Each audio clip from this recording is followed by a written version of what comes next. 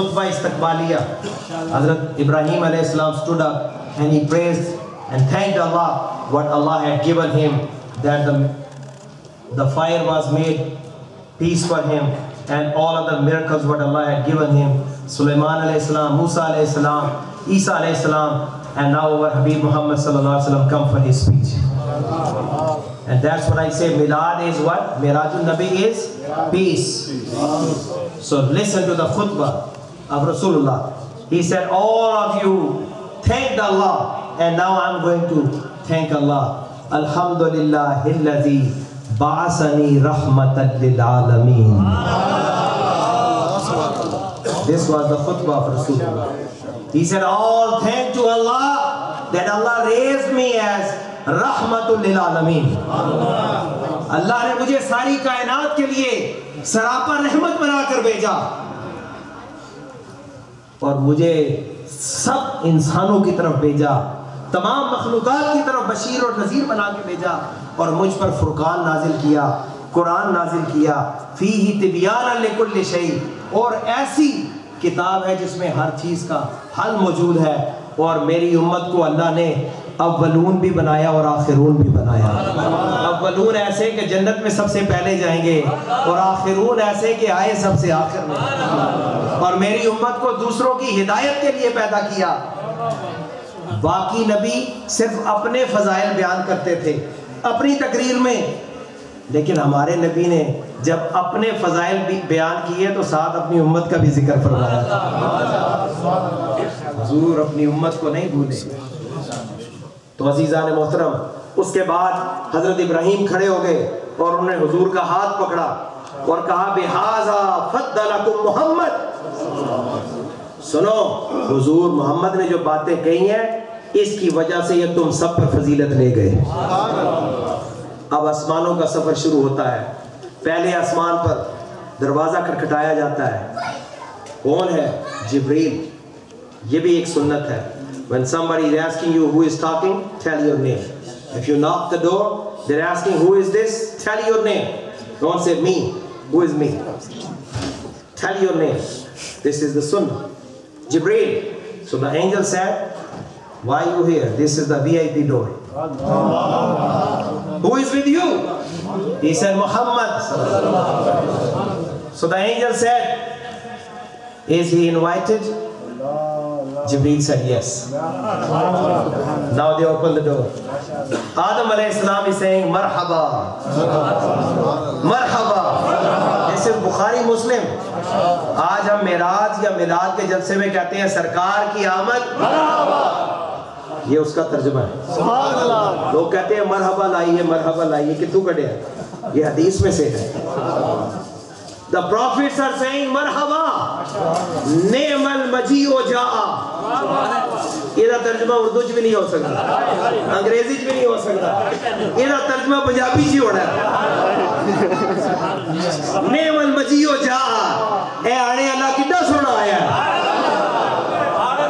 اسی سبحان اللہ نہیں کہتے. یہ حدیث کا لفظ ہے. فرشتے کہہ رہے ہیں، نبی کہہ رہے ہیں نعم المجیء جاء. وہ آنے اللہ کتنا سونا آیا ہوئے. سبحان اللہ. مرحبا. So they are welcoming Rasulullah sallallahu alaihi wasallam. Prophet sallallahu alaihi wasallam said, I looked upon Adam alayhi salam. When he's looking to the right side, he gets happy. His face is smiling. When he's looking to the left side, his face is showing the signs of sadness. So Angel Jibreel said, Ya Rasulullah sallallahu alaihi wasallam, when he's looking his children who will go to Jannah, he becomes happy. And when he's looking to his children who will go to hell, he becomes sad. So what we can learn from here, the parents always feel your success. If you're doing something good, parents are going to be happy. If you are going to do something bad, this is going to make your parents sad. This is the shafqat and muhabbat which Allah put in the hearts of the fathers and mothers. اور اسی طرح حضور نے بھی فرمایا تھا نا، حیاتی خیر لکم و مماتی خیر لکم. میری حیات بھی تمہارے لیے خیر ہے, میرا وصال بھی تمہارے لیے خیر اور بھلائی ہے. جب تم نیک کام کرو گے تو میں اس پہ اللہ کا شکر ادا کروں گا, اور جب تم غلطی کرو گے میں اس پر تمہارے لیے رب سے استغفار کروں گا. اس لیے کوشش کرو ایسا کام نہ کرو جس سے حبیب کو غمگین ہو یا حضور علیہ السلام کو پریشانی ہو. ایسا کام کرو. حضور فرماتے ہیں میری آنکھوں کی ٹھنڈک نماز ہے, تو تم یہاں نماز ٹائم سے پڑھو, حبیب کو قبر میں سکون ملے گا. حضور فرماتے ہیں ماں باپ کا احترام کرو, حضور کو خوشی ملے گی. میرے امتی دیکھو اپنے والدین کا احترام کر رہے ہیں. اینی تو حضرت آدم علیہ السلام سے ملاقات ہوئی, دوسرا آسمان آیا, حضرت عیسیٰ علیہ السلام, حضرت یحییٰ علیہ السلام. اس کے بعد تیسرا آسمان آ گیا, حضرت یوسف علیہ السلام. چوتھا آسمان آ گیا, حضرت ادریس علیہ السلام. پانچواں آسمان حضرت ہارون علیہ السلام. چھٹا آسمان حضرت موسیٰ علیہ السلام. اور ساتواں آسمان آ گیا حضرت ابراہیم علیہ السلام. بولو بھائی سبحان اللہ. ٹائم بھی ختم ہو گیا. حضرت ابراہیم علیہ السلام, he is sitting next to بیت المعمور. This journey started from one masjid to another masjid, and then from another masjid to another masjid. This بیت المعمور is masjid. کیا دو یار سبحان اللہ. Why it's called بیت المعمور؟ علماء بیٹھے عمارت المسجد, حضور عمارت المسجد تو بیت المعمور ہے, یعنی یہ عبادت کا وہ گھر ہے کہ جب بھی جاؤ گے یہاں پر عبادت کرنے والے بیٹھے اللہ اللہ کر رہے ہیں. حدیث میں آتا ہے 70,000 فرشتے صبح آتے ہیں, 70,000 فرشتے شام کو آتے ہیں. بیت المعمور میں جہاں آج خانہ کعبہ ہے, بالکل اس کے اوپر آسمانوں میں جو عبادت کے لیے جگہ ہے اس کا نام ہے بیت المعمور. 70,000 جو ایک دفعہ آ جائے قیامت تک اس کی باری نہیں آتی. تو اللہ کے بندو اگر مسجد بنا دو نا تو مسجد اینٹوں کا نام نہیں ہے. سونے دی مسجد بنا دیو تے نمازی ہک بھی نہ ہوئے. مسجدیں مرثیہ خواہ ہیں کہ نمازی نہ رہے, یعنی وہ صاحب وصاف حجازی نہ رہے. فلسفہ رہ گیا, تلقین غزالی نہ رہی, رہ گئی رسم اعضا روح بلالی نہ رہی. مسجد وہ ہوتی ہے جو آباد ہو, اور جو حدیثوں میں آتا ہے جو مسجد اللہ کے گھر کو آباد کرتا ہے اللہ اس کو آباد فرماتا ہے. مسجد کو آباد کرو. براہ راست بھی لوگ آپ کو اللہ اکبر کہہ رہے ہیں. جزاک اللہ, اللہ ان کو جزائے خیر دے. تو میں عرض یہ کر رہا تھا, یہ بیت المعمور یہ وہ قبلہ ہے فرشتوں کا جہاں فرشتے طواف کرتے ہیں. حضرت یہاں ایک اور بھی مسئلہ سن لیں. حضرت ابراہیم بیٹھے ہوئے, حدیث میں موجود ہے, اس کو پشت لگا کے بیٹھے ہوئے. اے علماء بیٹھے نا, میں بھی ابھی آپ سے بات کر رہا ہوں, جمعے میں بھی امام خطبہ دیتا ہے تو ہماری پشت کس کی طرف ہے؟ قبلہ کی طرف ہے. تو کوئی قیامت تو نہیں آئی؟ بولو نہیں نہ آئی.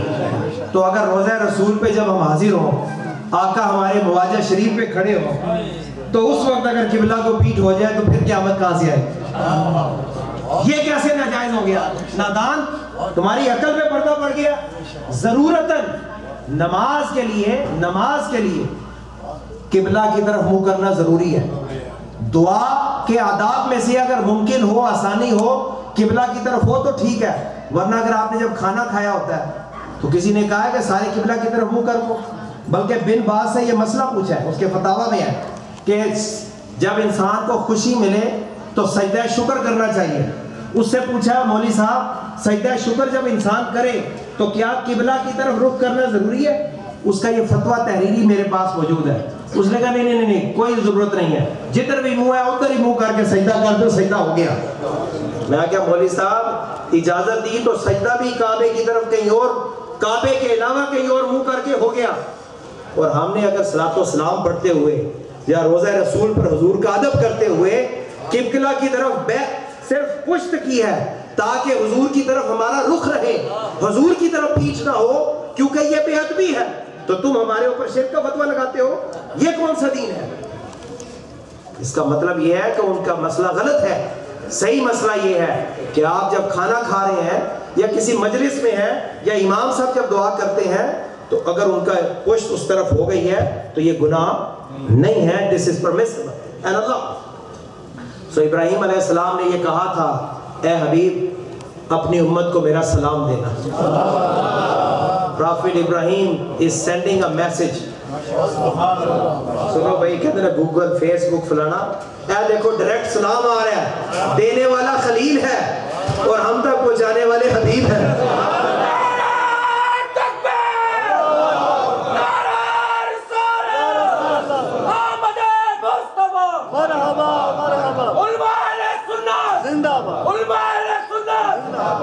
کہا کہ اپنی امت کو میرا سلام دینا اور انہیں کہنا کہ جنت کی مٹی بڑی زرخیز ہے, اس میں جتنے درخت لگانے ہیں پودے لگانے ہیں لگا لو, اور ان کو بتا دینا کہ میں پیغام بھی پورا دے رہا ہوں. یہ نہیں کہ اپنی طرف سے پودے لگا لو.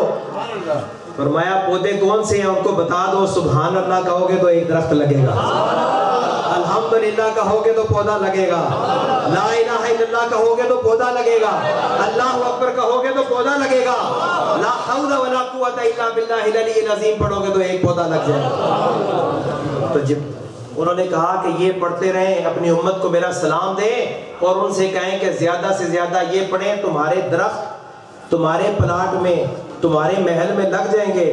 تو اگر تمہارے محل میں تمہارے نام کا درخت لگ گیا تو انشاءاللہ تمہارا داخلہ بھی ممکن ہو جائے گا. خیر اس کے بعد سدرۃ المنتہا پہ حضرت جبریل بھی نیچے رہ جاتے ہیں. پھر اس کے بعد رف رف پہ سوار ہوتے ہیں. پھر ایک مقام پہ رف رف بھی نیچے رہ جاتی ہے.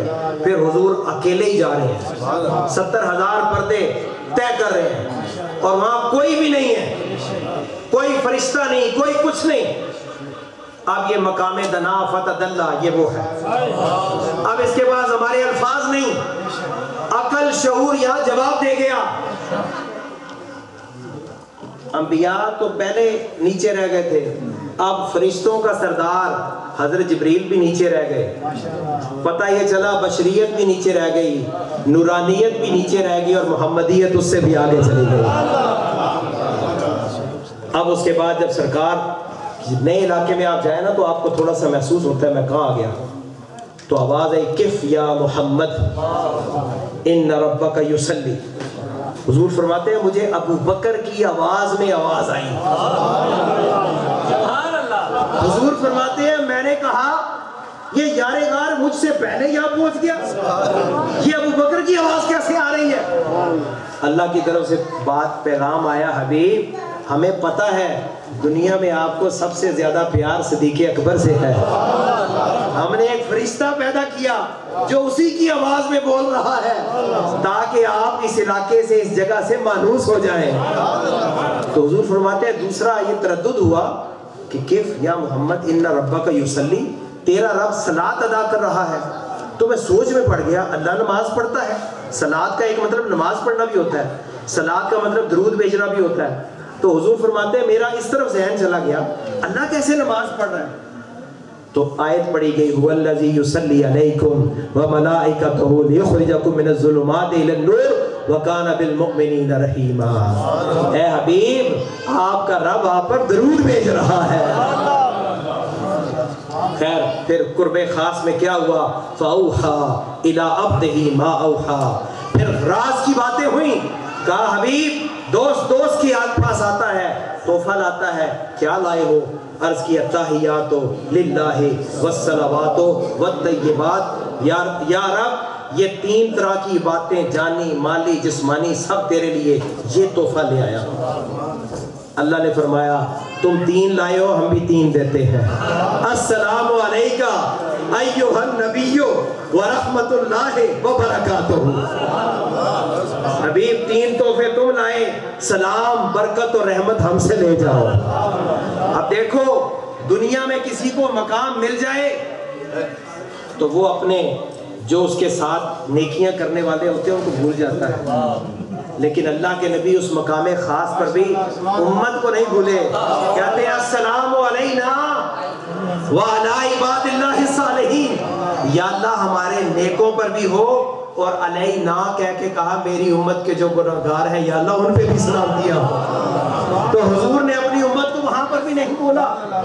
اور پھر فرشتوں کو جب پتہ چلا وہ کہتے ہیں اشہد ان لا الہ الا اللہ واشہد ان محمد عبدہ ورسولہ. بعد میں یہ نماز کا حصہ بنتا ہے. 50 نمازیں فرض ہوئی. بات ختم کر رہا ہوں. کتنی؟ سورہ بقرہ کی آخری آیتیں ملی. آمن الرسول بما انزل الیہ من ربہ والمؤمنون. 2 مہینے کے روزے فرض ہوئے. غسل جنابت اس کے بارے میں 7 بار غسل کرنے کا حکم فرض ہوا. پاک ہونے کے لیے 7 بار. اس کے بعد حضرت موسیٰ کے پاس پہنچے, انہوں نے واپس بھیجا. تخفیف کی بات ہوتی رہی یہاں تک کہ نمازیں 5 رہ گئی. غسل جو ہے وہ صرف 1 بار رہ گیا اور روزے جو ہیں وہ 1 مہینے کے رہ گئے. یہ حضور کی برکت ہے. اور لوگ کہتے ہیں قبر والا کچھ نہیں کرتا, مرنے والا کچھ نہیں کرتا, جو قبر والے ہیں وہ کچھ نہیں دے سکتے. میں کہا آج سارے مولوی مفتی کھڑے ہو جائیں, سارے 40 دن کی ان سے عبادت کرواؤ اور ان سے کہو کہ 4 رکعتاں دی بجائے 3 ہی کرا دیو, یا کسی نماز میں 2 سجدوں کی بجائے 1 ہی کرا دو. کوئی کرا سکتا ہے؟ اللہ والوں کا مقام دیکھو, نبیوں کا مقام دیکھو. حضرت موسیٰ بھیج رہے ہیں اور سرکار درخواست کر رہے ہیں. رب یہ نہیں فرماتا میرا حکم ہے مانو. کہا ابھی تم آ گئی, 5 اور کم کر دی, 5 اور کم کر دی, 5 اور کم کر دی, 5 رہ گئی. حضرت موسیٰ نے کہا 1 پھیرا اور لگا دیں, اور کم کریں. حضور نے فرمایا مجھے حیا آتی ہے, اب 5 ہی کافی ہیں. اللہ نے فرمایا حبیب ہماری بات غلط نہیں ہوتی, آپ کی امت 5 پڑھے گی, ہم ثواب 50 کا ادا کریں گے, 50 کا ثواب عطا کریں گے. تو حضور اپنی امت کے لیے یہ تحفہ لے کر آئے. یہ حضور کی برکت سے. جو لوگ کہتے ہیں نا نبی کا اختیار نہیں, وہ دا دل ہے, انہوں چاہیے کہ 50 نمازاں پوریاں پڑھے. سارا دن نمازاں لگا رہے سی, ساڑی تے جان چھٹے گی. آئے دن یہ اس کا جواب نکالیں, اس کا جواب. ابھی میں شیخ سدیس کا دیکھ رہا تھا فیس بک پہ, ایک مسجد کا افتتاح کر رہے ہیں, فیتہ کاٹ رہے ہیں. تو میں نے کہا کہ یہ بتاؤ صحابہ نے فیتہ کاٹا ہے؟ ہم کوئی کام کریں تو کہتے ہیں شرک بدعت. اللہ نے کہ نبی نے یہ کام کیا, صحابہ نے یہ کام کیا, اب بتاؤ یہ فیتہ کاٹنا. طارق جمیل بھی کاٹ رہا تھا. میلاد منانا بدعت ہو, معراج منانا بدعت ہو, اور جو تم کرو وہ جائز ہو, یہ کیسے ہو سکتا ہے؟